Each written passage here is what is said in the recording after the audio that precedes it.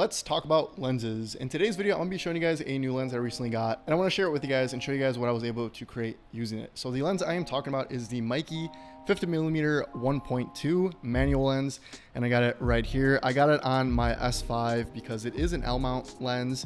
I think they have it for E mount as well. I requested it for the L mount system, which is what the S5 uses, because I really like the way that the S5 handles manual lenses. You know, it's a lot better for manual lenses than my Sony's are, so that is why I requested it for the S5. And you guys can check out my review of the S5 in the description below. Amazing camera. I've been really rocking with it, and this lens has really made me use it a lot more in my portrait work. As you guys know, I'm not that much of a technical reviewer. I just kind of like to explain my thoughts on a specific product and then show you guys what I was able to create using it.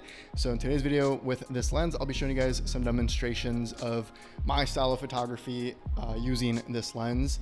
And I'll talk about the things I like about the lens, the things I don't like about it. And at the end of the video, I'll give you guys my overall opinion on the lens and if it's something you guys should go pick up or not. But with that being said, let's go ahead and dive into this video.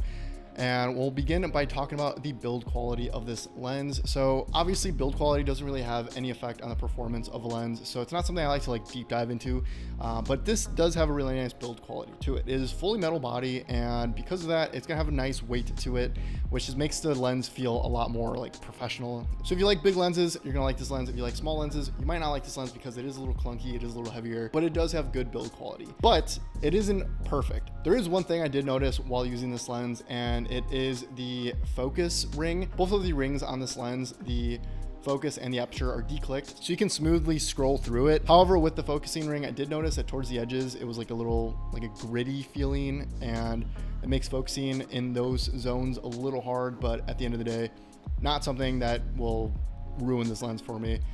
Most of the time I'm not even shooting in infinity or super up close, so that didn't really bother me too much, but it is something I did notice. You know, maybe it's just my unit or maybe it's all the units, but the ring, focusing ring specifically, could use a little bit of work. But other than that, the build quality of this lens is really, really good, especially for the price. So with the lens, there's not really too much to talk about other than the build quality and the actual performance of the lens. So let me show you guys some of the results I was able to capture with this lens. I've been using this lens for a few weeks now, just so I can actually, you know, use it on some photo shoots. I haven't been shooting a lot of personal work lately, so I haven't really had a chance to mess around with it, but I did get some really cool photos using it with a few of my friends. So right off the bat, you guys can tell that this lens has some pretty good clarity to it. I shoot mostly in the 1.2 to 1.8 range because I shoot a lot of low light photography. So I want to make sure I'm taking advantage of that fast aperture that this lens does have. However, when I am shooting at 1.2, it is a little difficult to focus because it's such a shallow depth field. And because it is manual, you're gonna have to, you know, slow down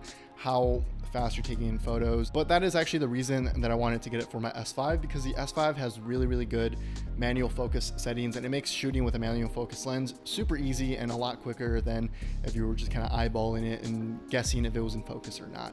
The S5 pairs really well with this lens, and it's such a good combo, and I can get some really, really great results with it. One thing I did notice while using this lens is it does create some flares when you have light hitting the lens directly. I don't really like to shoot with lens hoods. I just personally don't use them. So I have been shooting with this lens without a lens hood the entire time that I've had it. And I did notice that it does catch some lens flares in specific lightings. However, I actually really like the way that this lens produces lens flare, and I actually try and incorporate it in some of the photos that I took with it. So it does give it like more like a red kind of amber colored lens flare, as you can see in these photos. But I personally don't think it looks ugly. If you hate lens flares, this might be a con for this lens, but personally for me, I genuinely like the way that it looks, and I actually tried to strive to get some of these lens flares in my photos. It's not super easy to do, so that means, you know, if you are worried about the lens flares, you don't have to worry too much, because it's only in very specific light that it does create a lens flare, but it is something to keep note of when you are considering purchasing this lens. But yeah, as you guys can see with the results, this lens can give you some really, really good quality photos. Like I said, my testing with it was a little limited, and it's more in my style of photography, which is more low light studio work. So I haven't really tested it too much in daylight settings to really test for like chromatic aberration and stuff like that. From what I've seen in the photos that I've shot, there doesn't seem to be too much chromatic aberration, and the sharpness seems to be really, really well, and the flares seem to be very in control. So overall, I think the performance of this lens is really good. Would I recommend this lens? Yes, I would. I think that this is a really good lens. I think for the price of $400 and some change, you know, after taxes, I think what you're getting is a really good deal. I think the build quality is really nice, and I think the performance of this lens is also really good.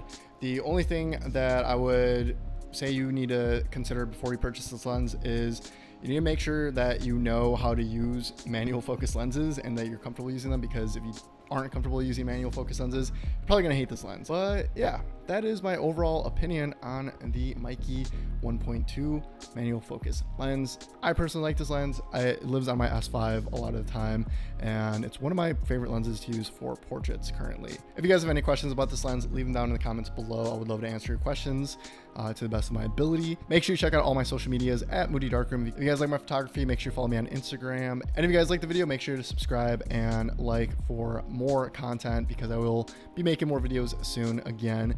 But with that being said, thank you guys for watching, and I will see you in the next one. See ya.